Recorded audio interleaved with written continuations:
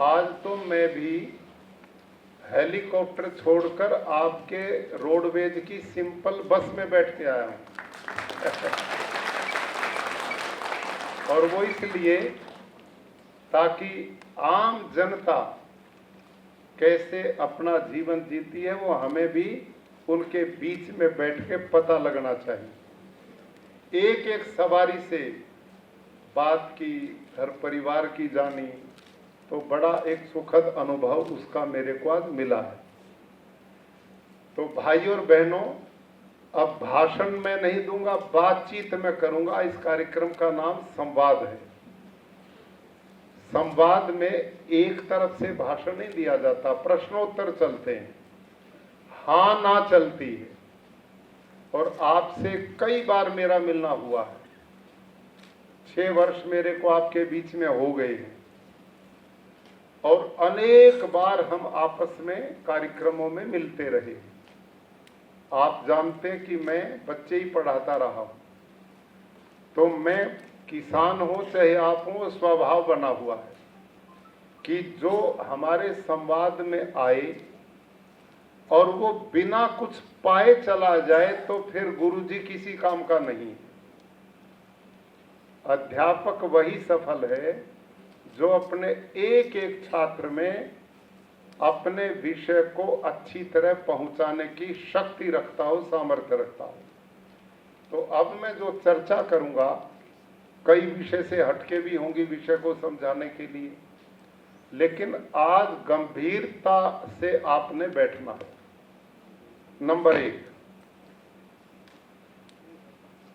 अब तक हमारे कृषि विभाग के कुछ बंधु ऊपर से नीचे तक अक्सर एक बात कह देते थे कि ये जो प्राकृतिक खेती का अभियान चला है ना, ये तो गवर्नर की अपनी सोच है, ये जब तक है चलेगा, चला जाएगा तो बंद हो जाएगा, इसलिए इसमें ज्यादा गंभीरता लेने की जरूरत नहीं, यूरिया डीएपी डालते रहो। ये सोच रही है लोगों में, समझ में आई बात। लेकिन अब आपने इस सोच से बाहर निकलना ही पड़ेगा, क्योंकि भारत के आदरणीय प्रधानमंत्री श्रीमान नरेंद्र मोदी जी ने अब प्राकृतिक कृषि को राष्ट्रीय प्राकृतिक कृषि मिशन, बोलो, बनाया कि नहीं बनाया? तो बोलते रहो भी, कमजोर विद्यार्थी हो, चुप नहीं बैठना, शब्दों को पूरा आपने भी करना मेरे साथ। अब ये प्राकृतिक कृषि मिशन बन गया कि नहीं? अब ये सरकार का मिशन बन गया कि नहीं? अब तो ये गवर्नर का मिशन नहीं रहा है ना। हाँ, ये एक पहले दिमाग में ये बैठा हो। अब ये रुकने वाला काम नहीं है, और ये केवल गुजरात में नहीं, अब ये राष्ट्रीय पूरे देश में हो गया। मेरे पास अब राजस्थान के मुख्यमंत्री जी ने बुलाया, मैं वहां जाने लग रहा हूं। मध्य प्रदेश में जाना है, इस 5 तारीख को मैं हरियाणा में हूं, उत्तराखंड में हूं। इन सब स्टेट के मुख्यमंत्री के मेरे पास लगातार कार्यक्रम के लिए फोन आ रहे कि जी हमें रास्ता बताओ। लेकिन गुजरातियों के लिए अब रास्ते की जरूरत नहीं। जो कथीरिया साहब ने बात कही है, अब आपकी हमारी जिम्मेदारी बढ़ने वाली है। आप लोगों को ट्रेनर बनकर के दूसरे स्टेट में भी जाना पड़ेगा, उनको भी आपने ट्रेनिंग देनी। लेकिन ट्रेनिंग दूसरों को तो तब देंगे ना जब हमें कुछ पता हो। जब हमें नहीं पता तो दूसरों को ट्रेनिंग कैसे देंगे? और यदि कमजोर जिस टीचर को अपने विषय का खुद ज्ञान नहीं और वो बच्चों के बीच में जाएगा, तो 2-3 काम होते हैं।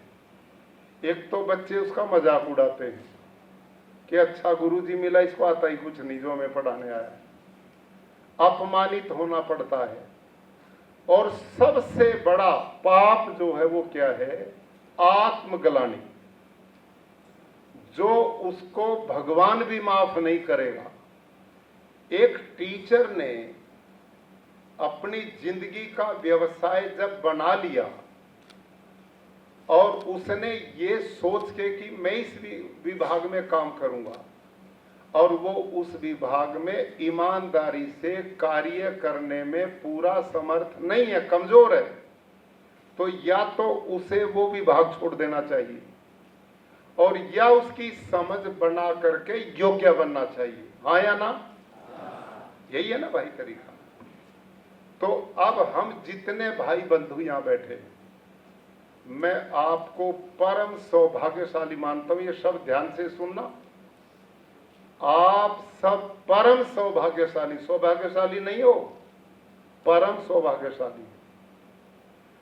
आप जिस विभाग से जुड़े हो, आप जीवन दाता हो, आप लोगों के स्वास्थ्य प्रदाता हो, आप लोगों की आयु बढ़ाने वाले हो, आप दुनिया और समाज को जीवन का संदेश देने वाले हो। यदि आप इस विषय को गंभीरता से समझेंगे और केवल ये सोच लिया कि भाई अन्य कहीं नौकरी मिलती नहीं थी, इस कृषि विभाग में जगह मिल गई, थोड़े दिन अपना रोजगार करेंगे, अगली तैयारी मिलेंगे, आगे चले जाएंगे, इसमें भी कोई दिक्कत नहीं, इसमें भी कोई दिक्कत नहीं है। जो योग्यतम व्यक्ति है, पात्र है उन्नति का, उसे उन्नति करनी चाहिए। लेकिन मैं एक बात निवेदन करता हूं कि हम भारत के लोग बड़े धार्मिक हैं, ईश्वर भक्त भी हैं, कर्म फल सिद्धांत को भी मानते हैं, मंदिरों में भी जाते हैं, मस्जिद और गुरुद्वारों में भी जाते हैं, बहुत पूजा पाठ में हम ध्यान व्यतीत करते हैं। तो मैं अपनी बात इस विषय की पूर्ति के लिए कुछ आध्यात्मिक दिशा में आपको आज ले जाना चाहूंगा। क्यों? क्योंकि मुझे रबारी जी ने, डायरेक्टर महोदय ने बताया है, यहाँ खिस्त्रिया जी का भाषण हो चुका है, कुछ किसान भाइयों के भी जो प्राकृतिक खेती करते हैं और प्रामाणिक ढंग से पूरी अथॉरिटी के साथ जो बोलते हैं कि इसमें कोई घाटा नहीं है। और इस समय गुजरात में एक दो लोग नहीं है, लाखों किसान खड़े हो गए। और आप जितने भाई बंधु बैठे हैं जो पिछले 2-3 साल से इस विभाग से जुड़े, आपके पास वो ऐसे प्रमाण बहुत हैं, हाँ या ना?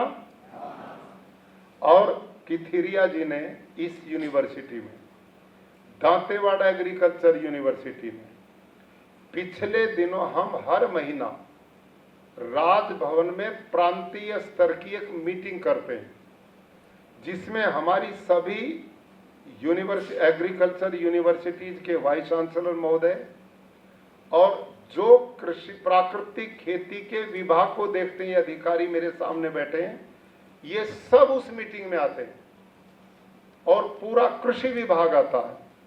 और हम पूरे 1 महीने का, इस 1 महीने में हमने क्या खोया, क्या पाया, क्या किया, क्या नहीं किया, इस पर चिंतन करते हैं। और हर महीने की रिपोर्ट्स यूनिवर्सिटी प्रस्तुत करती है। मुझे बड़ी प्रसन्नता हुई, पिछली बार हमारी दांतेवाड़ा एग्रीकल्चर यूनिवर्सिटी, आनंद एग्रीकल्चर यूनिवर्सिटी, अपने किथिरिया साहब यहाँ बैठे हुए हैं, वहाँ चौहान साहब ने अपने 3 साल के रिसर्च के बाद, क्योंकि ये लोग रिसर्च करते हैं, यूनिवर्सिटीज का मुख्य विषय ही रिसर्च करना और बीज, नए नए बढ़िया बीजों का उत्पादन करना, जिसमें रोग से लड़ने की भी शक्ति हो, उत्पादन भी ठीक मिले और इस क्लाइमेट से भी मुकाबला करके अच्छा उत्पादन लोगों को मिले। ये काम यूनिवर्सिटीज करती। तो हमें जानकर प्रसन्नता हुई कि इन यूनिवर्सिटीज ने रिसर्च में बताया, जो अभी आपके बीच में बता रहे थे कथिरिया जी, आप बागवानी के लोग भी यहाँ बैठे हैं, डायरेक्टर साहब भी, पटेल साहब हमारे बीच में हैं। तो बागवानी में और अन्य भी पौधों में नीमाटोड, जानते ना आप नीमाटोड बीमारी, है ना? और वो जड़ में लगती है और उसको खत्म करती, पौधा ही सूख जाता, बड़े बड़े बाग सूख जाते हैं। एक किसान बाग को बड़ा करने में पूरा 5-7 साल खत्म कर देता है, और पेड़ बड़ा हो जाए और वो पूरा सूख जाए तो उसके बर्बादी हो जाती है उसकी। वो एक प्रकार का पौधे का कैंसर है जिसका कोई इलाज नहीं। और पेस्टिसाइड कितनी कीमती हैं और कितनी जहरीली हैं, वो भी डालते हैं तो उसका कोई परिणाम नहीं मिलता। लेकिन हमारी आनंद यूनिवर्सिटी ने, इन लोगों ने मिलकर जो रिसर्च किया, तो आप जो अग्नि अस्त्र का प्रयोग करते हैं, ब्रह्मास्त्र का प्रयोग करते हैं, इन्होंने क्रमशः उन दोनों को पौधों में ड्रिप से दिया और उस पर इनको 100% इसका उपचार मिल गया। इससे बड़ी खुशी क्या होगी भाई लोगों? अरे बिना जहर के हमारे पेड़ पौधे बच गए।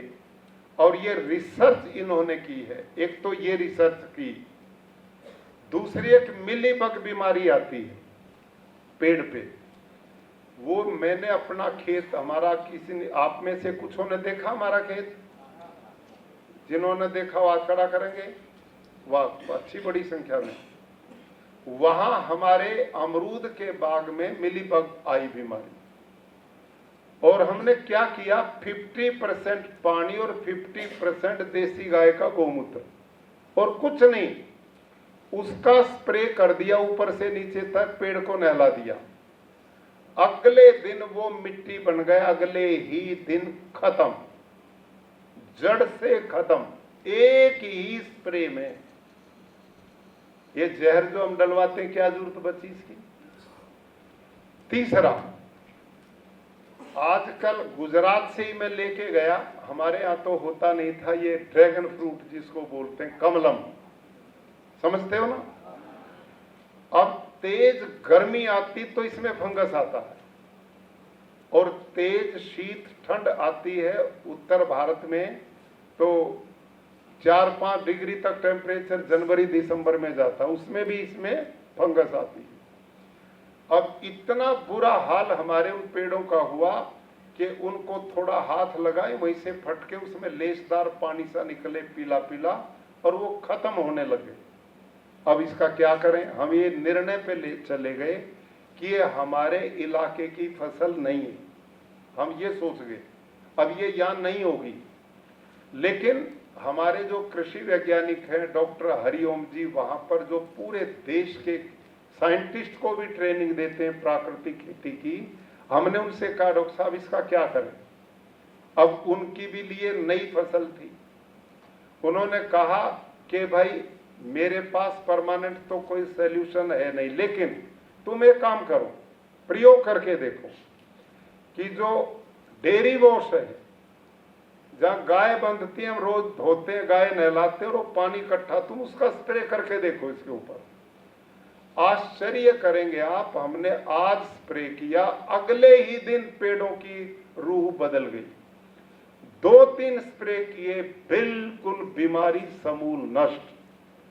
और हमारे खेत में इतना बढ़िया ड्रैगन आया कि भारत के राष्ट्रपति कोविंद जी वहां आए, 7 प्रदेश के गवर्नर थे, खेत में बैठाकर मैंने कुर्सी पर, खेत में, और वो ड्रैगन बीच से काटे, मैंने उनको प्लेट नहीं दी, मैं कहा इसी की प्लेट बनाओ, हाथ में चम्मच दिया, और उन्होंने कहा भाई इतना स्वादिष्ट मीठा ड्रैगन फल हमने पहली बार खाया है। और इतने खुश हुए वो कि अब हम खाने से काम नहीं चलेगा, बांध के भी ले जाएंगे घर में, बंधवा के भी ले जाएंगे। तो आप देखो प्राकृतिक खेती में जो फल है ना, उनका स्वाद ही बदल जाता है, बहुत मीठे होते हैं। एक किसी भी अन्न की, सब्जी की, फ्रूट की लाइफ बढ़ जाती है, वो जल्दी गलता नहीं है, उसकी उम्र बढ़ जाती, रेजिस्टेंस उसमें आ जाती, ये नेचर का काम है। तो तीसरी बात, इन्हीं यूनिवर्सिटी ने हमारी, जहां बैठे दांतेवाड़ा और इसमें जूनागढ़ ने भी पिछले हमारी मीटिंग में रिपोर्ट प्रस्तुत की कि ये जो धारणा बना रखी है कि प्राकृतिक खेती करेंगे, यूरिया डीएपी नहीं डालेंगे तो किसान का उत्पादन कम हो जाएगा। ये है ना सबसे बड़ी चुनौती। मैं जब खेडूत के बीच में जाता हूं गुजरात में, तो मैं सबसे पहला सवाल पूछता हूं लोगों से, भाई तुम प्राकृतिक खेती क्यों नहीं करते, रासायनिक ही क्यों करते हो?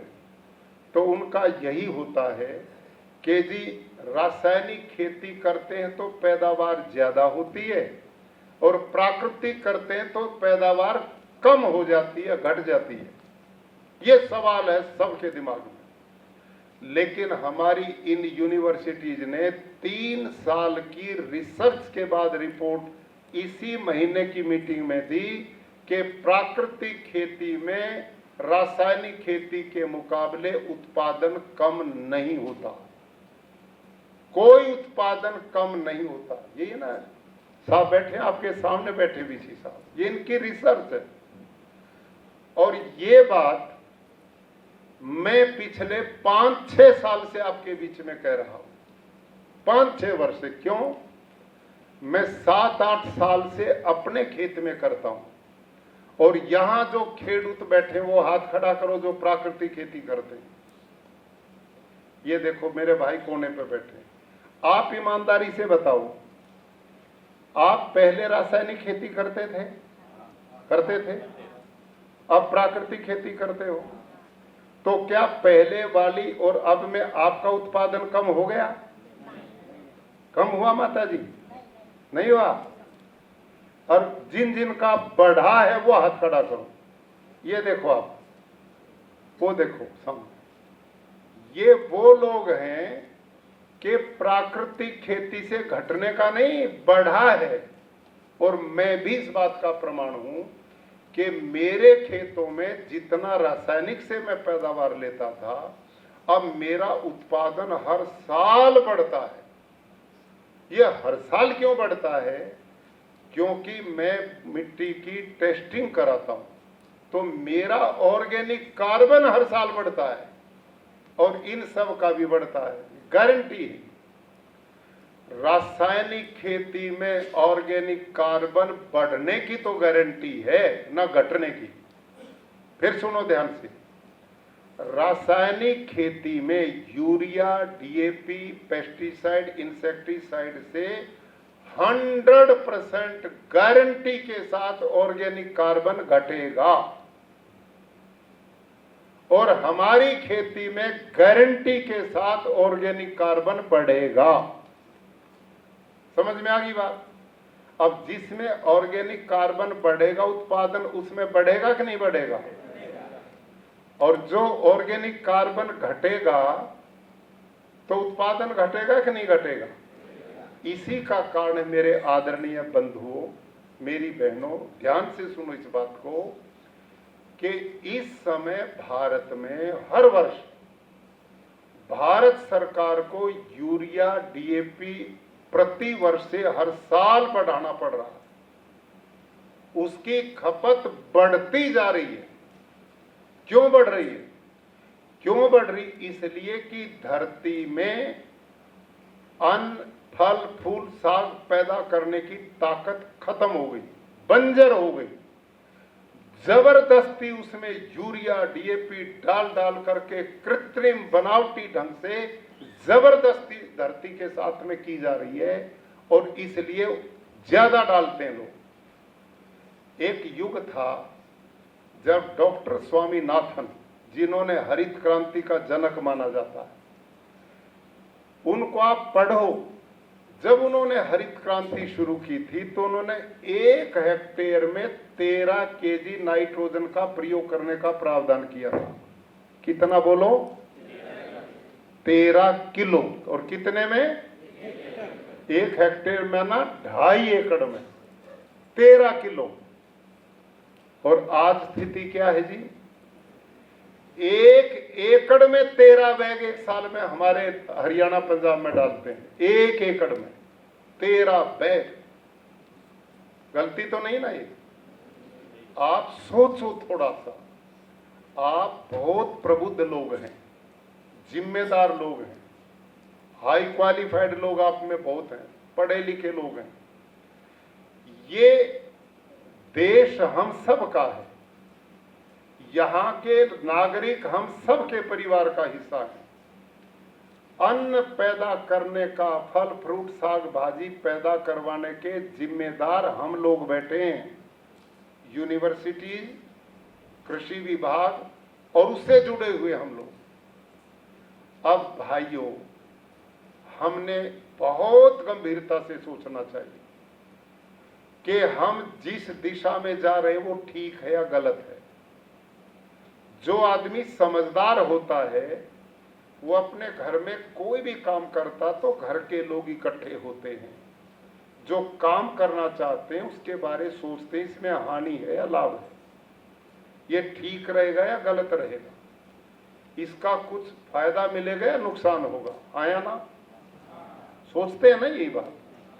तो आज हम जो बैठे हैं किसान भाई, तो हमने 10-12 बुलाए, बाकी आप वो बंधु और मेरी बहनें बुलाई हैं जो ग्राम सेवक हैं, जो आत्मा के ऐसे लोग हैं कि जो किसानों को प्रमोट करते हैं खेती बाड़ी में, और हमारे उच्च अधिकारी भी इसमें हैं। इसलिए हम आकर के बैठे हैं कि भाई जब हमने इस देश के खाद्यान्न भंडार की पूर्ति का जिम्मा लिया है तो वो हम ठीक ढंग से कैसे करें जिससे लोग स्वस्थ भी रहें, ये धरती माता भी स्वस्थ रहे, पानी भी निर्मल स्वच्छ रहे, हवा जिसके बिना 3 मिनट नहीं जी सकता वो भी स्वच्छ रहे, और ये प्रकृति बचे। ये करनी चाहिए कि नहीं बात हम? तो मैं आप सबसे एक निवेदन करूंगा, आप यदि काम को भार समझेंगे तो थकोगे। फिर तो सुनो ध्यान से, काम को बोझ समझोगे, ये भी करना पड़ेगा जी, ये भी करना पड़ेगा, ये भी बता दिया तो थकोगे।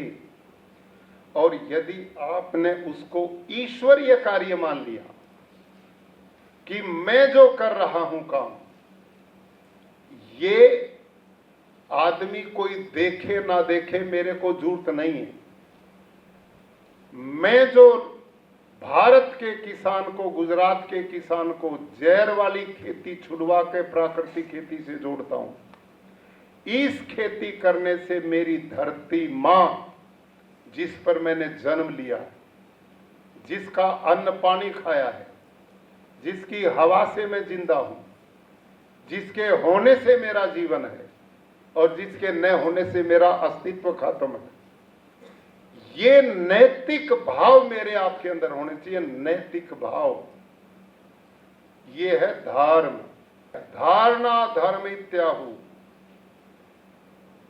शास्त्र में लिखा है धर्म उसे कहते हैं जो व्यक्ति अपने जीवन में जो विचार अपनाए वो ऐसे हों कि अपनाने पर वो खुद भी सुखी हो जाए और जो उसके संपर्क में आए वो भी सुखी हो जाए।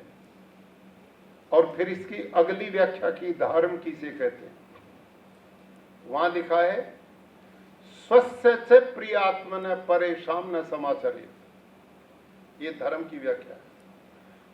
धर्म क्या है? जो मैं और आप अपने लिए चाहते हैं वही दूसरों के लिए पैदा करें।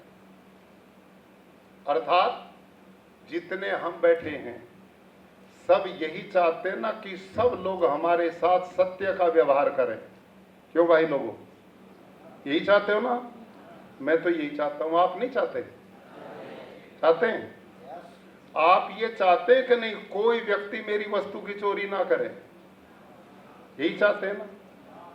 आप और हम सब चाहते हैं ना हम सब हमसे भद्रता का व्यवहार करें? यही चाहते हैं ना? हम यही चाहते हैं ना कोई हमें दुख ना दे? यही चाहते हैं ना? हम सब यही चाहते हैं ना कि हमारी बहन बेटी को कोई गलत नजर से ना देखे? चाहते हैं कि नहीं? ये बात जब हम अपने लिए चाहते हैं तो क्या दूसरा यही चीज अपने लिए नहीं चाहता? नहीं चाहता? मैं चाहता हूं मेरे साथ कोई अभद्र व्यवहार ना करे तो मैं दूसरे के साथ अभद्र व्यवहार ना करूं। मैं चाहता हूं सब मेरे साथ सत्य का व्यवहार करें, मैं किसी के साथ असत्य का व्यवहार ना करूं। मैं चाहता हूं मेरी वस्तु की कोई चोरी ना करे तो मैं भी किसी की वस्तु की चोरी। मैं चाहता हूं मेरी बहन बेटी को कोई गलत नजर से ना देखे तो मैं भी दूसरे की बहन बेटी को गलत नजर से ना देखूं। ये सोच, ये चिंतन, ये विचार, इसका नाम है धर्म, जिसके धारण करने से जीवन चलता है। ये धर्म है। धर्म क्या? अहिंसा, सत्य, अस्तेय, ब्रह्मचर्य, अपरिय, शोध, संतोष, तप, स्वाध्याय, ईश्वर प्रणिधान, ये थे धर्म के लक्षण। और कितना सत्य है ये, सार्वभौम सार्वकालिक है। उदाहरण के लिए देखो, दो शब्द हैं, एक है हिंसा और दूसरी क्या है? अहिंसा। समझ में आई? बोलो दोबारा। दो शब्द हो गए ना। अब आप सोचो, निर्णय करो, इनमें दोनों में धर्म कौन सा है? यूं ना करो, प्रैक्टिकल करो, यूं काम करो, दोनों को समाज में लागू कर दो। जो टिक जाए वो धर्म है, जो ना टिके वो अधर्म है। सीधा फार्मूला है कि नहीं? तो मेरे आदरणीय भाई और बहनों, आप और हमारे को जो काम मिला है, ये काम है जीवन देने का। ये जो शरीर है ना, जब तक आप और मेरे पास है तभी तक ये दुनिया है। उसके बाद कोई मायना नहीं है। कोई किसी का भाई, भतीजा, चाचा, ताऊ, मामा, पिता, ये सब रिश्ते उस समय तक है जब तक ये शरीर है। और ये शरीर राम नाम सत हुआ तो रिश्ते भी इसके साथ ही खत्म हो जाते हैं। समझ में आई? तो इस संसार में हमारा जीवन सबसे बहुमूल्य है और इसको बहुमूल्य बनाता है उत्तम स्वास्थ्य। उत्तम स्वास्थ्य, इसलिए आयुर्वेद में लिखा, धर्म अर्थ का मोक्षाणाम आरोग्य मूलम उत्तम, कि जो व्यक्ति मनुष्य धारण करके धरती पे आया है, यदि वो इस शरीर को धारण करके धर्म अर्थ करता हुआ मोक्ष की प्राप्ति करता तो धन्य है, नहीं तो इसका कोई लाभ ही जीवन का नहीं। आहार निद्रा भय मैथुनम च सामान्य में तत् पशु भी नराणाम धर्मो ही तेषाम अधिक विशेष धर्मेण ही ना पशु भी समान। क्या कहते महापुरुष? न तो यहाँ के विद्या की, न कोई धर्म कमाया, न कोई परोपकार किया, न किसी के सुख दुख में काम आए, सारी जिंदगी खाया पिया भोग विलास किया। ये काम तो पशु भी करते हैं। उस मनुष्य में और पशु में क्या अंतर है? तो उन्होंने कहा केवल उसके धर्म का अंतर है, अन्य प्राणियों में वो नहीं है। मनुष्य धर्म और अधर्म को जानता है और जो उसको जान के धर्म के रास्ते को अपनाता है, परोपकार का, भलाई का, करुणा का, सहिष्णुता का, परोपकार का, ये मार्ग जो अपनाता है वही जीवन सार्थक है। और अगली बात और सुनो भाई और बहनों, मैं गुरुकुलीय परंपरा में पढ़ा भी हूं और अब गुरुकुल ही चलाता हूं। मैंने थोड़ा बहुत वेद शास्त्र धर्म ग्रंथ पढ़ने का बहुत अच्छे गुरुओं के संरक्षण में समय मिला है। तो भारतीय जो दर्शन उसमें कर्म से भरा पड़ा हो, वेद, उपनिषदें, रामायण, महाभारत, गीता, केवल कर्म पर टिका है सारा सिस्टम। और ये कर्म फल का सिद्धांत है ना मेरे भाइयों, ये अटल है। ये कारण और कार्य का सिद्धांत है। बिना कारण के कार्य दुनिया में होता नहीं। कारणाभावात कार्य भावन, न तो कारणाभावात कार्य भावन, ये शास्त्र का सिद्धांत ये बात जो कह रहा हूं ना, इसके तोड़ पे आऊंगा, इसको समझो आप ध्यान से। बिना कारण के दुनिया में कार्य नहीं हो सकता, कुछ भी नहीं हो सकता, ये परम सिद्धांत है। बादल होगा तो वर्षा होगी, बादल नहीं है तो वर्षा, अग्नि है तो धुआं होगा, अग्नि नहीं तो धुआं, ये है कारण कार्य का सिद्धांत। अच्छे कर्म करेंगे तो अच्छा फल मिलेगा, गलत करेंगे तो बुरा फल मिलेगा, ये कारण कार्य का सिद्धांत है। अब एक प्रश्न कर लूं आपसे, हिचकना नहीं, आराम से। आप वो बंधु जो ईश्वरीय व्यवस्था में विश्वास करते हैं, वो हाथ खड़ा करो। जो ईश्वर को मानते हैं, वाह भैया, तो सारे आस्तिक हैं, बधाई हो, वाह वाह, ये तो सब आस्तिक लोग हैं। अब तो मेरा काम और सरल हो गया, जो नास्तिक होते तो समझाना मुश्किल हो जाता।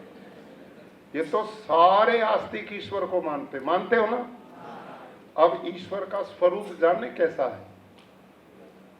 ईश्वर का स्वरूप क्या है? सर्वशक्तिमान, न्यायकारी, दयालु, अजन्मा, अनंत, निर्विकार, अनादि, अनुपम, सर्वाधार, सर्वेश्वर, सर्वांतर्यामी, अजर, अमर, अभय, नित्य, शुद्ध, बुद्ध, मुक्त और सृष्टि रचने करता है।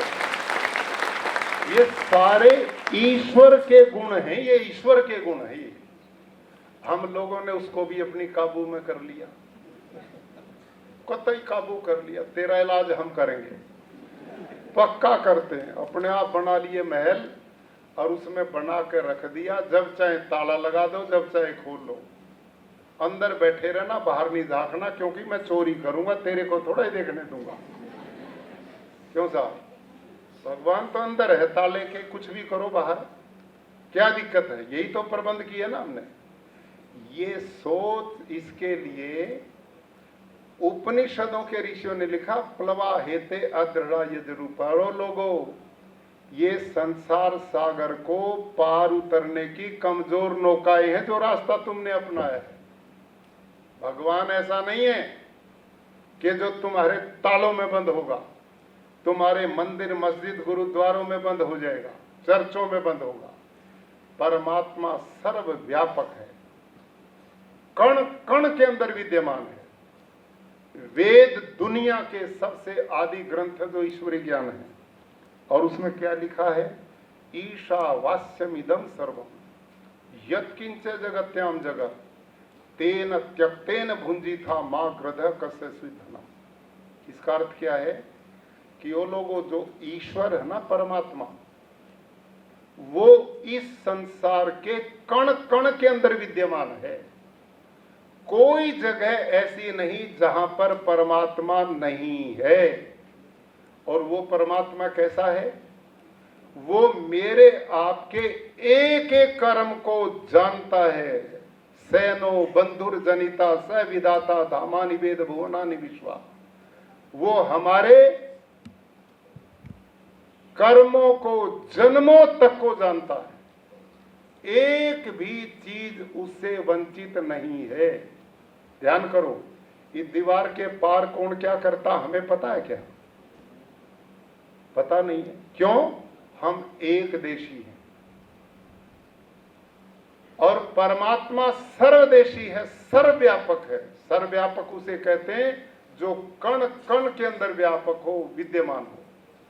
तो बताओ पाप कैसे करेंगे? पाप कैसे करेंगे यदि हम सर्वव्यापक ईश्वर को मानते हैं? वेद में तो यही है कि वो तो कण कण के अंदर विद्यमान है। और हमारे यहाँ गीता, महाभारत में लिखा है, अवश्यमेव भोक्तव्यम कृतम कर्म शुभाशुभम। इसको समझो ध्यान से। मैं और आप जो कर्म करते हैं, भोगे बिना उससे बच ही नहीं सकते। अवश्य में भोक्तव्यम, निश्चित रूप से भोगना पड़ेगा। क्या? अच्छे और बुरे कर्म का फल। अच्छे किए हैं तो अच्छा फल मिलेगा, और बुरे किए हैं तो बुरा फल भोगना पड़ेगा। ये मत सोच लेना कि गलत काम हो गए, चलो गंगा जी में डुबकी लगा के आएंगे, पिछले धो आएंगे, नया परमट ले आएंगे। ये तो अपने मन के वहम है। और कुछ लोगों ने ये परंपरा समाज में देके समाज को खराब करने का काम किया। ना तो पढ़ते ना लिखते, यूं ही चलता दिया। मैं जो बात कह रहा हूं शास्त्रों की कह रहा हूं, वेदों की कह रहा हूं, गीता की कह रहा हूं, स्मृतियों की कह रहा हूं। ये नहीं है जो कर्म किया। अच्छा एक बात बताओ भाई, आप तो खेती से जुड़े, आम का बीज लगाओगे तो क्या पैदा होगा? नीम का लगाओगे तो क्या होगा? ना नीम से आम हो सकता पैदा, आम से नीम हो सकता पैदा। तो फिर ये इसको बोलते हैं कारण कार्य का सिद्धांत। यदि मैंने बीज ही अच्छे काम का बोया है तो मेरे अच्छे फल को कोई रोक ही नहीं सकता।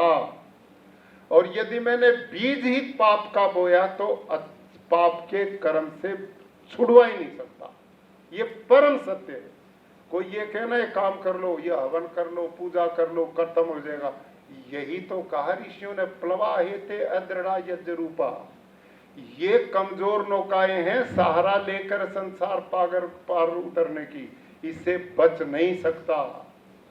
अच्छे कर्म का अच्छा फल और बुरे कर्म का बुरा फल। इसका एक उदाहरण देता हूं, मजेदार, आपकी समझ में आएगा, रोचक भी। एक महात्मा, जैसे मैं बोल रहा हूं ना आपके बीच में, ऐसे प्रवचन दे रहे थे, हजारों लोग सुन रहे थे। और गुरुजी बता रहे थे भाई कर्म अच्छे करो तो अच्छा फल मिलेगा, बुरो करोगे तो बुरा मिलेगा। एक नौजवान खड़ा हो गया, उसने गुरुजी ये सत्य है कि जो अच्छे करेगा और बुरे करेगा भगवान फल देगा? कि बेटा बिल्कुल पक्का है। नौजवान पढ़ा लिखा था, आधुनिक युग का था, तर्कशील था, बुद्धिमान था। उसने कहा चलो गुरुजी मान लिया, जैसे हम कर्म करते भगवान फल देता, मान लिया मैंने। पर एक बात बताओ, मैंने 20 कर्म अच्छे किए, ध्यान करो, कितने? मैंने 20 कर्म अच्छे किए हैं और 10 कर्म गलती से मैंने बुरे किए।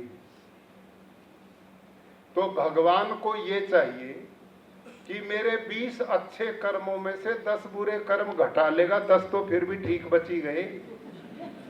क्यों भाई, समझ में नहीं आई बात? तर्क की बात है कि नहीं?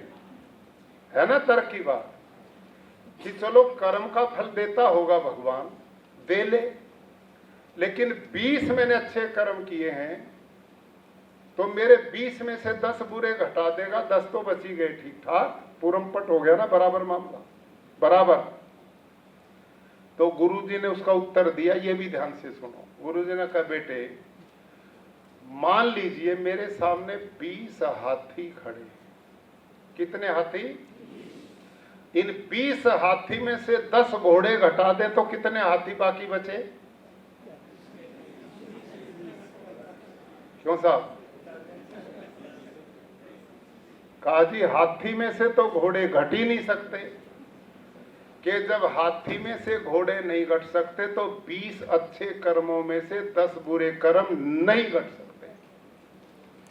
समझ में आ गई बात? 20 अच्छे कर्म किए हैं उनका भगवान अच्छा फल देगा, और 10 बुरे कर्म किए हैं उसका फल भी भोगना पड़ेगा। ये है वैदिक भारतीय ऋषि वेद शास्त्र धर्म का सार। समझ में आ गई बात? ये है परम सिद्धांत। इसलिए कहा कर्म प्रधान है जगमाई। जीवन देना धर्म है, जीवन लेना धर्म नहीं। आज जो रासायनिक खेती हम कर रहे हैं, इसके जब प्रारंभ किया उनको भी ये पता नहीं था इसका इतना दुष्परिणाम आएगा। और न उन्होंने ये हिदायत दी जो हमने की है। उन्होंने तो 1 हेक्टेयर में 13 किलो डालने की बात की थी, 13 बैग की बात नहीं की थी। उन्होंने ये जहर, पेस्टिसाइड, इंसेक्टिसाइड अंधाधुंध डालने की बात नहीं की थी। हम जो आज देख रहे कर रहे हैं, इससे मेरी बहनों और भाइयों कैंसर, हार्ट अटैक, डायबिटीज, चर्म के रोग, असाध्य इतने रोग पैदा हो गए, अस्पताल बढ़ते जा रहे हैं, रोगों पर काबू नहीं पाया जा रहा। कारण के बिना तो कार्य नहीं होता ना। अभी तो यही बात की ना मैंने। कोई आदमी, लोग पता क्या कहते हैं, भाई रात शादी में था, मेरे साथ मेरा दोस्त बड़ा ठीक खाया, हमारे साथ बातचीत की और सवेरे मर गया।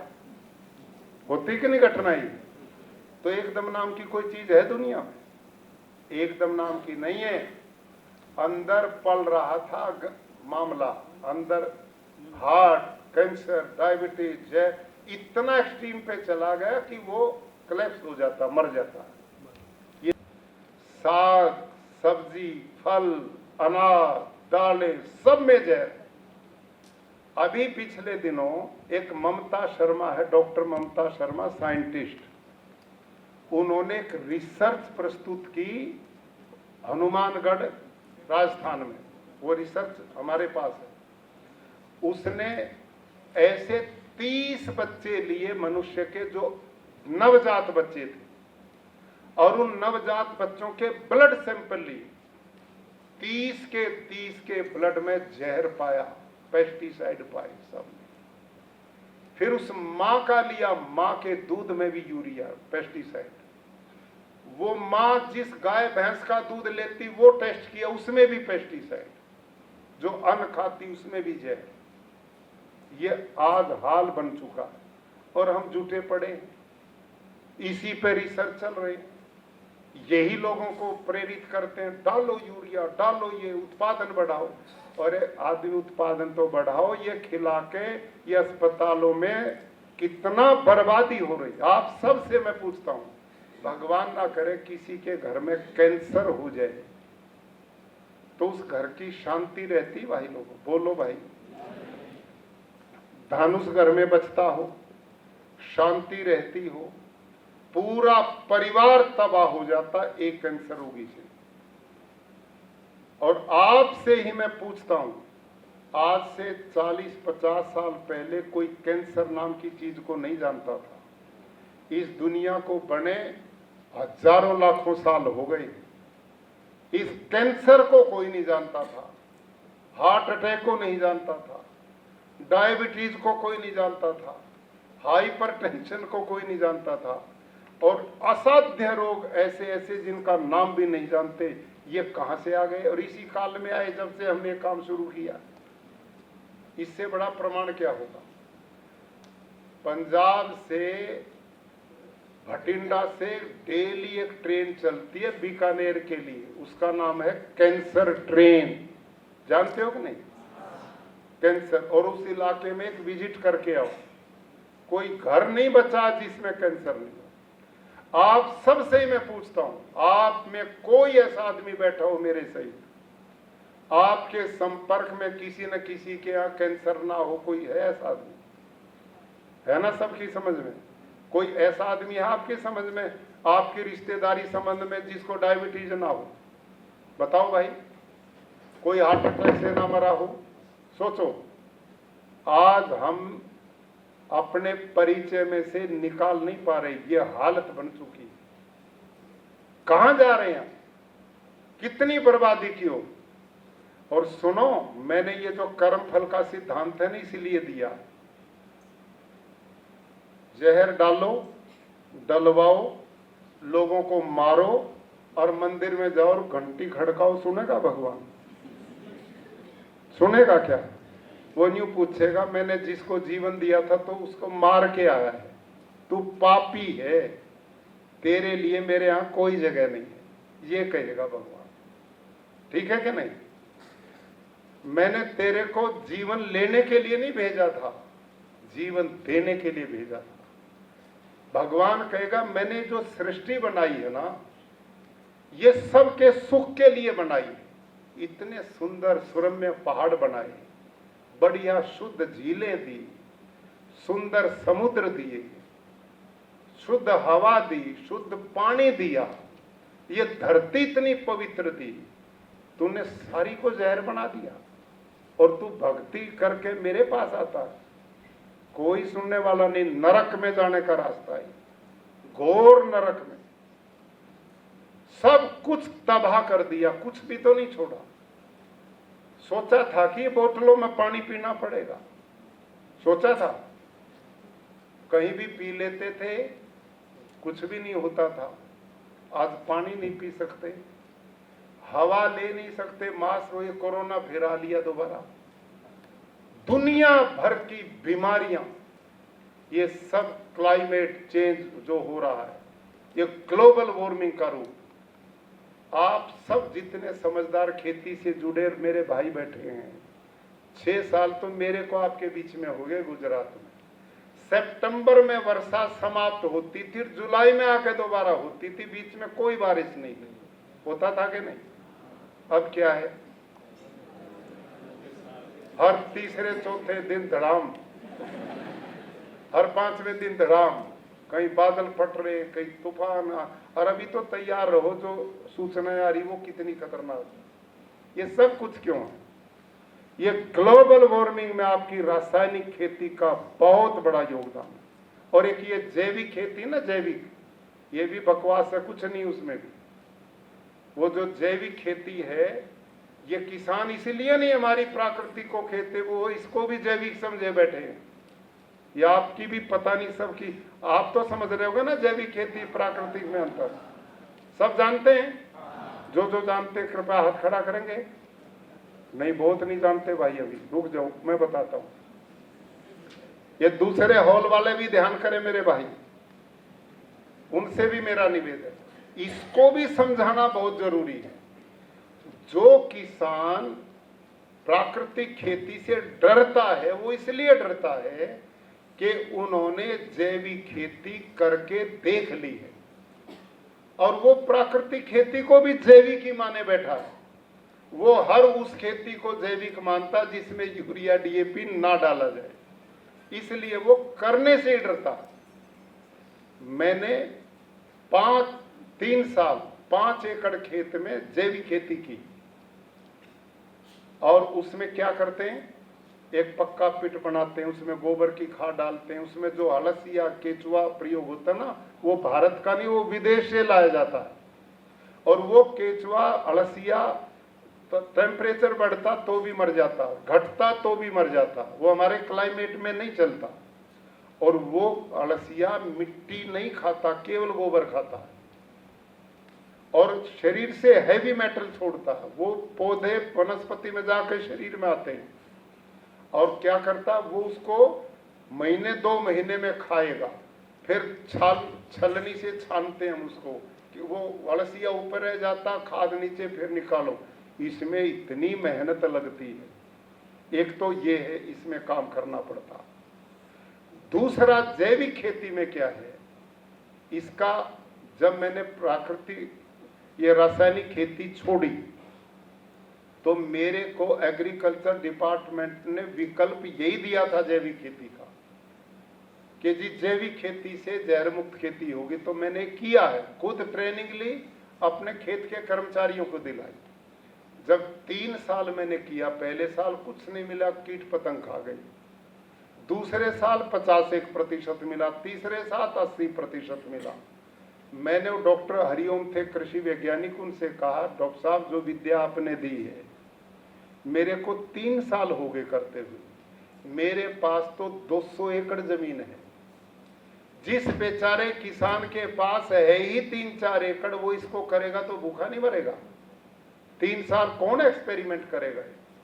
तो उन्होंने कहा जी यही है, और आपको और देता हूं। उसने फिर मेरे को एक लिटरेचर दिया, एग्रीकल्चर यूनिवर्सिटी हिसार और लुधियाना के साइंटिस्ट का।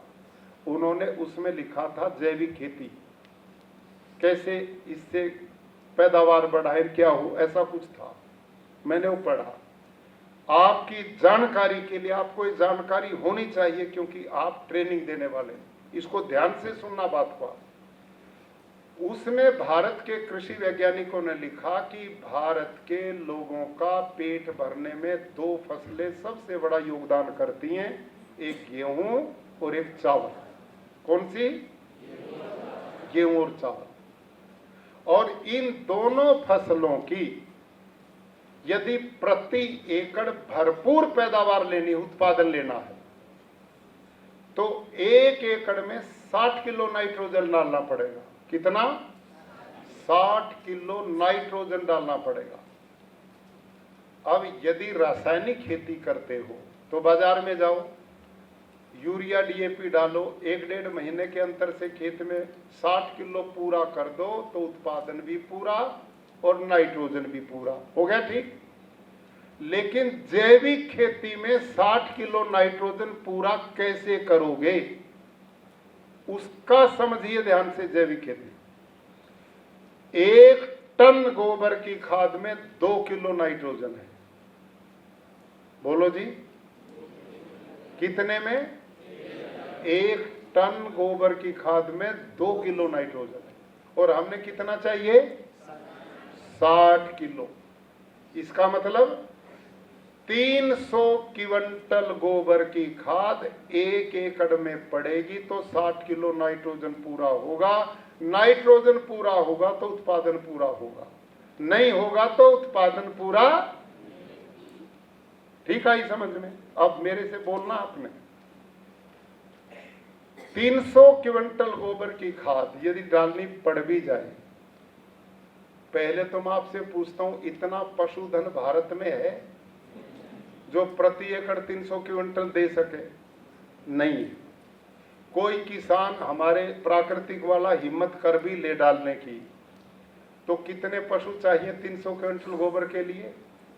30-40 एकड़ एक, पशु 40, और घर में परिवार कैसे पालेगा किसान? है कोई वैज्ञानिकता इसमें? इसका नाम है जैविक खेती, इसका नाम है ऑर्गेनिक फार्मिंग। अगली बात, इतनी गोबर की खाद जब खेत में पड़ेगी तो उसमें methane, nitrous oxide, carbon dioxide जैसी गैसेज पैदा होकर ग्लोबल वार्मिंग को जन्म देंगी। ठीक है। अगला, इतना गोबर की खाद जहां पड़ेगी वहां निंदामण खत्म हो ही नहीं सकता। सारा दिन बैठे रहो उसको चलाने, सारी लेबर उसमें चली जाएगी। इसका नाम है जैविक खेती। अगली बात, हमारे खेत में 2 प्रकार के कीट होते हैं, कि मित्र कीट और एक शत्रु कीट। और यहाँ ना होते हैं ना, शत्रु कीट का भोजन मित्र कीट से डबल होता है, वो डबल खाता है। और जब उसको इतना गोबर की खाद भोजन मिलेगा तो बढ़ेगा कि नहीं? इसलिए जैविक खेती में खेत की बीमारी खत्म हो ही नहीं सकती। और ये सारी चीज होंगे तो उत्पादन पूरा होगा नहीं। उत्पादन पूरा नहीं होगा तो जैविक खेती मत करो, प्राकृतिक खेती भी मत करो, क्योंकि वो भी ऐसी। ये है लड़ाई हमारी। आपने इस बात को समझना, ये जैविक खेती नहीं है, ये प्राकृतिक खेती। प्राकृतिक खेती क्या है?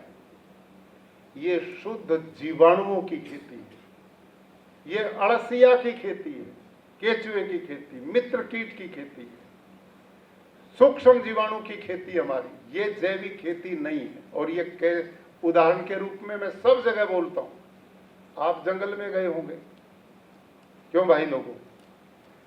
जंगल में हजारों प्रकार के पेड़ पौधे वनस्पति हैं। बताओ, बोलना है, उनको यूरिया कौन देता है? डीएपी कौन देता है? जंतुनाशक कौन देता है? गोबर की खाद कौन डालता है? पानी देने कौन जाता है? कोई भी नहीं। और जब समय आता है, जंगल का पेड़ फलों से लद जाता है। जंगल के पेड़ के किसी भी पत्ते को तोड़कर लेबोरेटरी में ले जाओ, उसमें एक भी पोषक तत्व की कमी नहीं मिलेगी। Phosphor, zinc, potash, magnesium, iron, copper जो आप बाहर से डलवाते हो खेत में, जंगल में कौन डालने जाता? जो नियम जंगल में काम करे वही नियम हमारे खेत में काम करे, इसका नाम प्राकृतिक खेती है। समझ में आएगी? आई ना बात?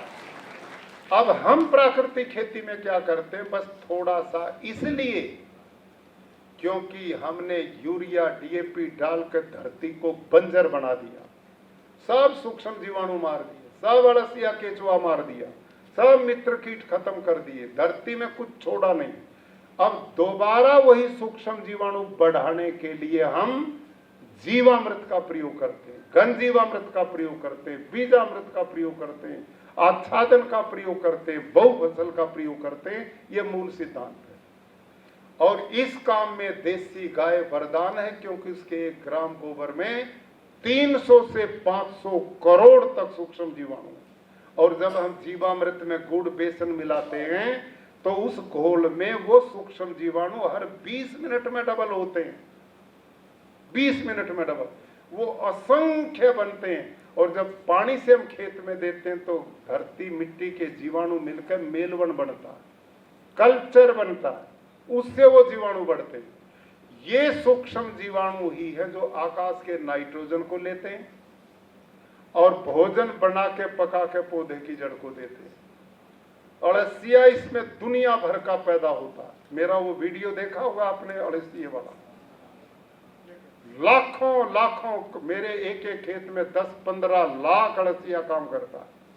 और वो अड़सिया जो भाइयों, इसकी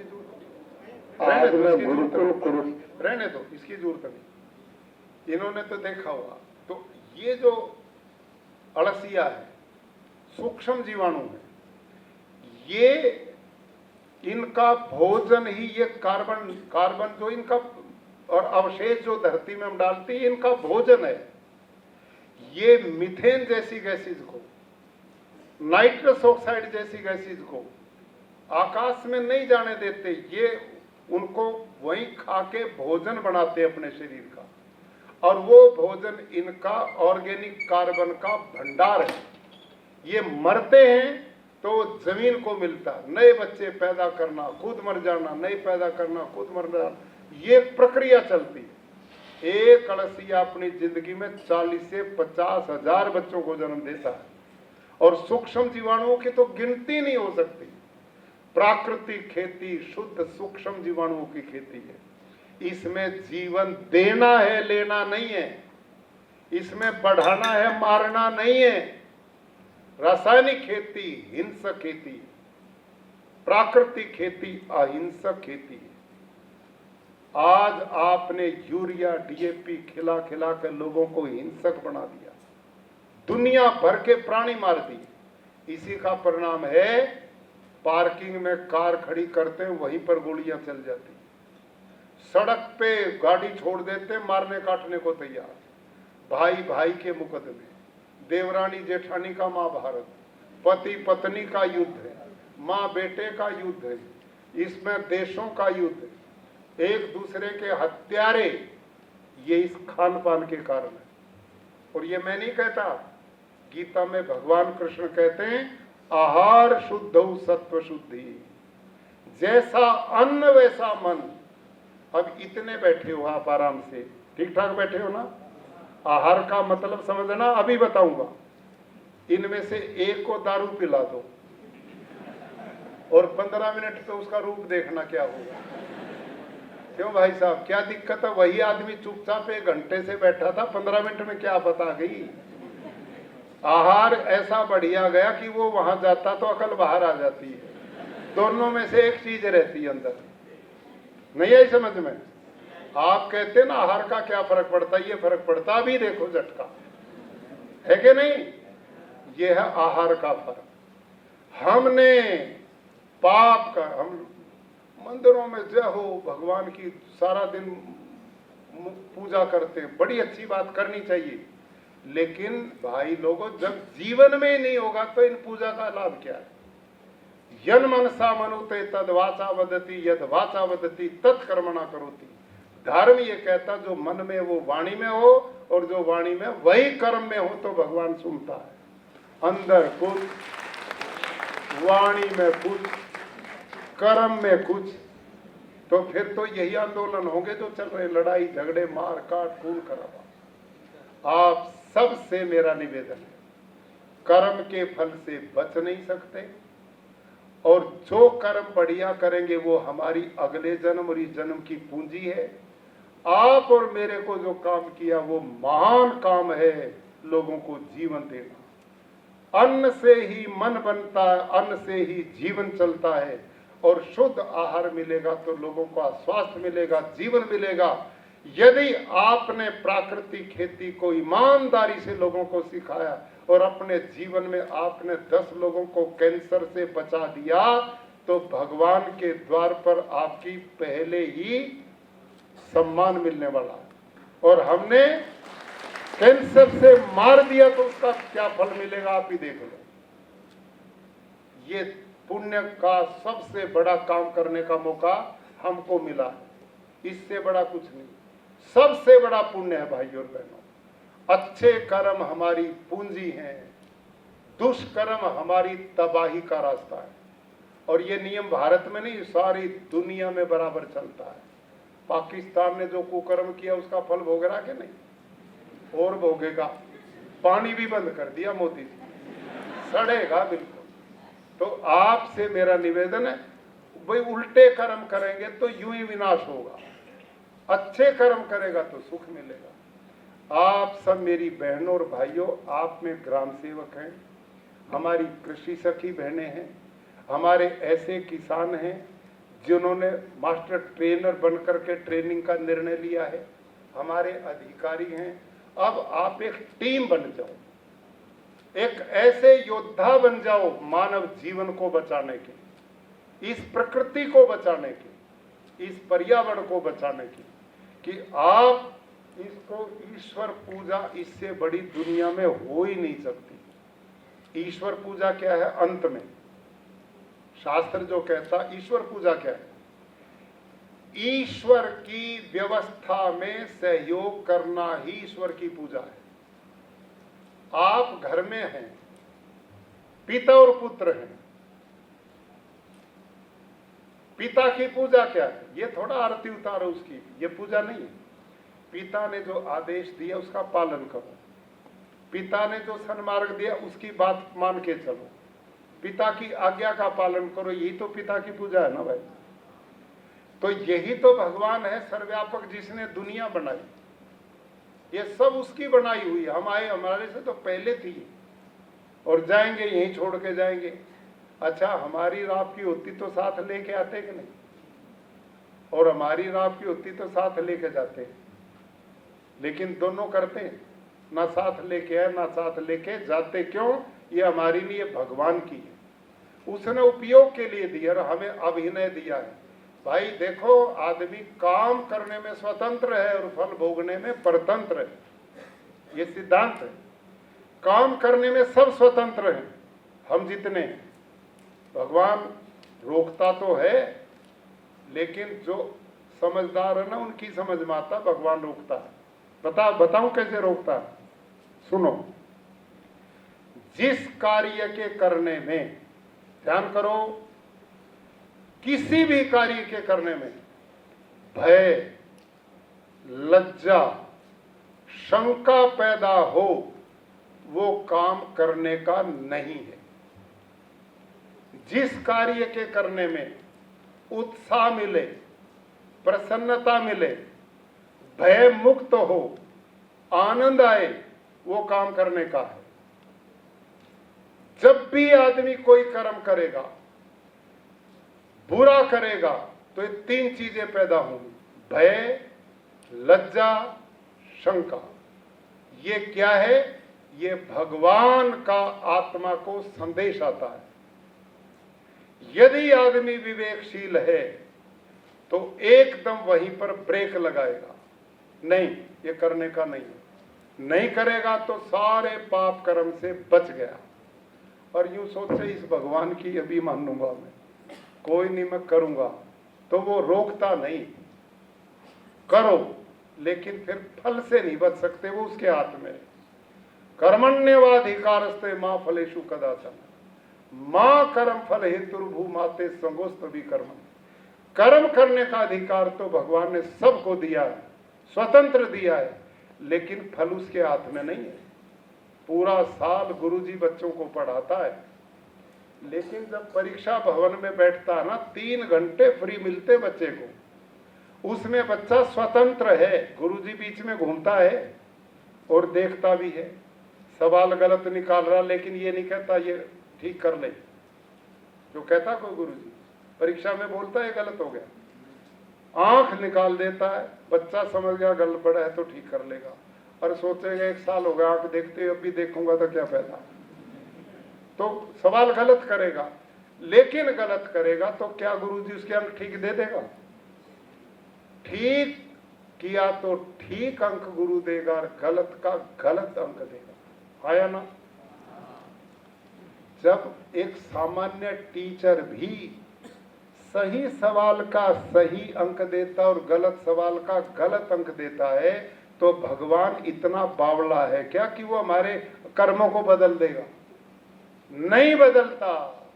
अवश्यमेव भोक्तव्यम कृतम कर्म शुभाशुभम, किए कर्मों का भोग भोगना पड़ेगा। इससे बचने का तरीका केवल भोगना है, और इससे बचने का अच्छे कर्मों को करने का।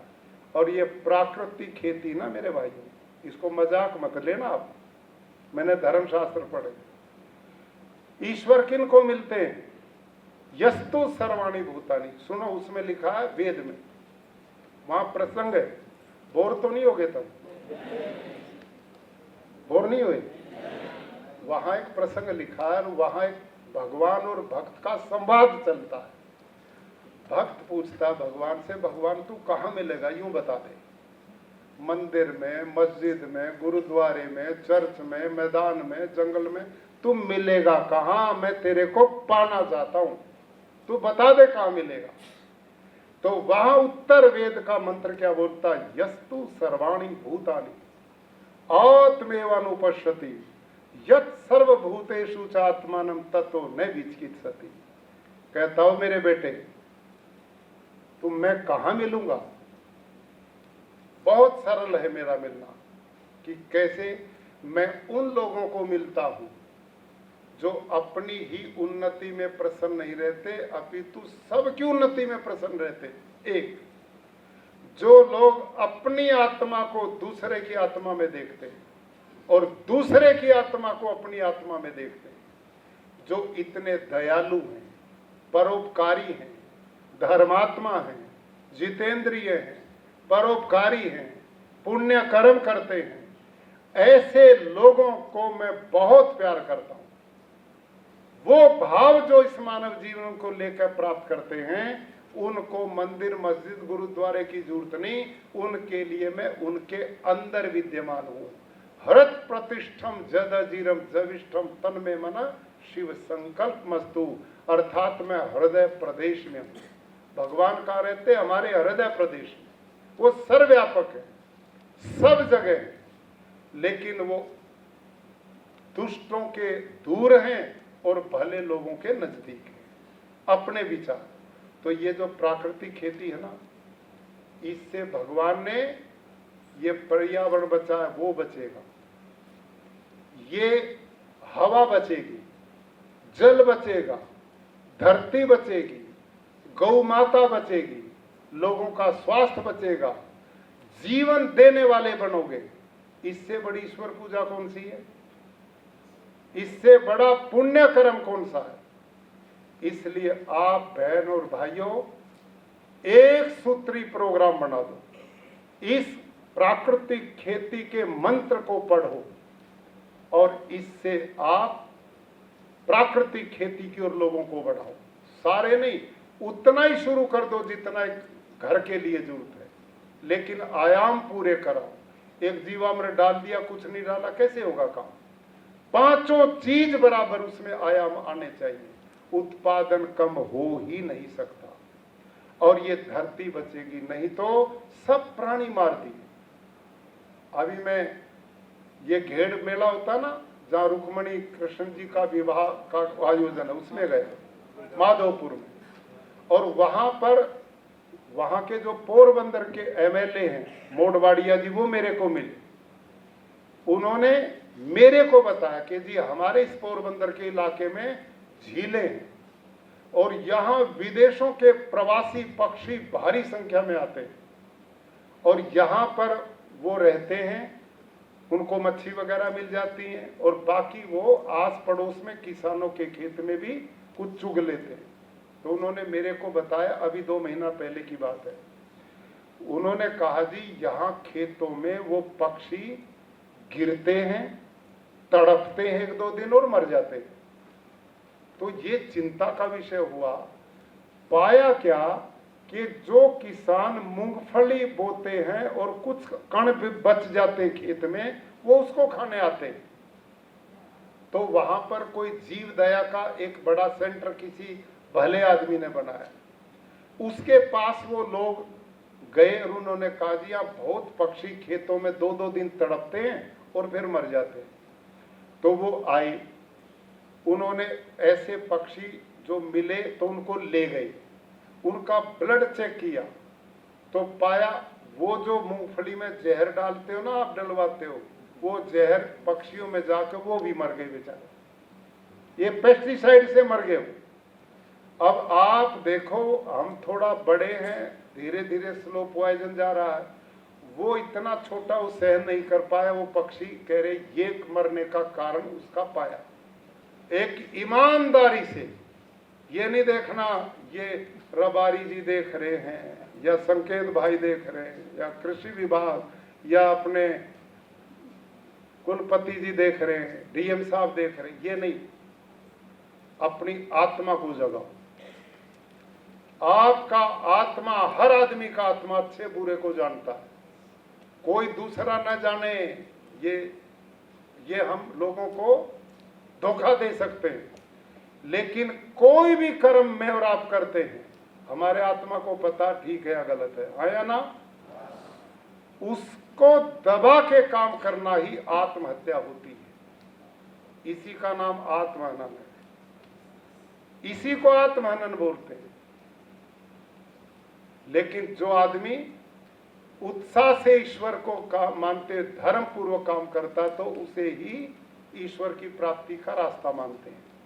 तो आप सबसे मेरा निवेदन है, इस प्राकृतिक खेती का कार्य जो जो आपने लिया, इसको बोझ मत समझो, इसको अपने जीवन का पुण्य मानो। आप, हमें ये मौका मिल गया, हमें लोगों को जीवन देने का मौका मिल गया, हमें पर्यावरण को बचाने का मौका मिल गया, हमें जल बचाने का मौका मिल गया, हमें गौ माता बचाने का मौका मिल गया, हमने लोगों को स्वस्थ बनाने का मौका मिल गया। हमसे सौभाग्यशाली कौन है? कोई भी हमसे सौभाग्यशाली नहीं। भगवान हमसे ही प्यार करेंगे और किसी से कर नहीं सकते। अंत में मेरी बहनों, आपसे एक प्रश्न कर लूं, करूं? उदाहरण के लिए, इन बहनों के पास में एक छोटा बच्चा है, किसी बहन को मान लो उसकी गोद में छोटा बच्चा है, और एक आदमी आप जैसा भला आदमी आया, उसने उस बहन के बच्चे को उठा के खिलाना शुरू किया, उसको हंसाया, बच्चे को एक गेंद दी, उस बच्चे को टॉफी दी और उस बच्चे को प्रसन्न किया, तो उसकी मां को अच्छा लगेगा या बुरा लगेगा? बोलो, हैं? अच्छा लगेगा। अच्छा, अब एक दूसरा सज्जन आया, उसने उस बच्चे की टॉफी छीन ली, गेंद भी छीन ली और उस मां के आगे एक थप्पड़ लगाया, तो उस मां को अच्छा लगेगा या बुरा लगेगा?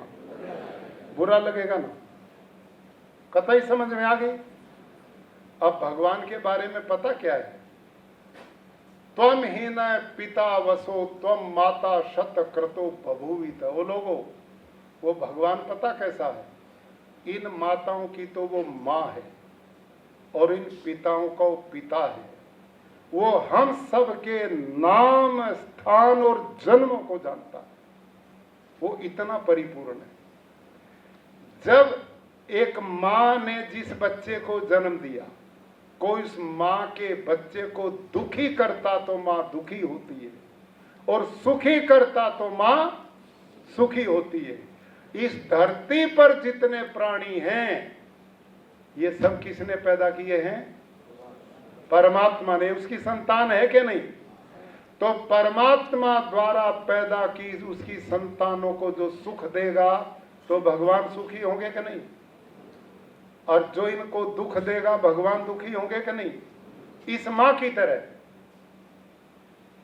इसके प्राणी, प्रजा, धरती पर जितने प्राणी, जो उनको सुख देगा तो इनका पैदा करने वाला वो भगवान, इनकी माँ सुखी होगी, और जो इनको दुख देगा वो सीधा फार्मूला है 2-2-4 का। तो भाइयों, आपको जो काम मिला है इसको भोज मत मानो, इसको परम कर्तव्य मानो और मिशनरी भाव से जुट जाओ कि हमने एक इतिहास बनाना है दुनिया में। इससे उत्पादन तो घटता नहीं, ये निर्णय यहाँ पर यूनिवर्सिटी ने, वीसी साहब ने दे दिया और सब यूनिवर्सिटी ने कहा उत्पादन जैविक खेती में घटता, प्राकृतिक खेती में घटता नहीं, उसका भय खत्म। आप प्राकृतिक खेती करोगे, धरती, पर्यावरण, जल सबको बचाओ, और इनको बचा दिया तो ये भगवान की व्यवस्था में सहयोग है, यही ईश्वर की पूजा है। अब हाथ खड़ा करके ईमानदारी से जो जो इसको मिशन बना के काम करेगा, एक बार हाथ खड़ा करके हमें बताइए। बोलो गौ माता की जय, गौ माता की जय, और भारत माता की।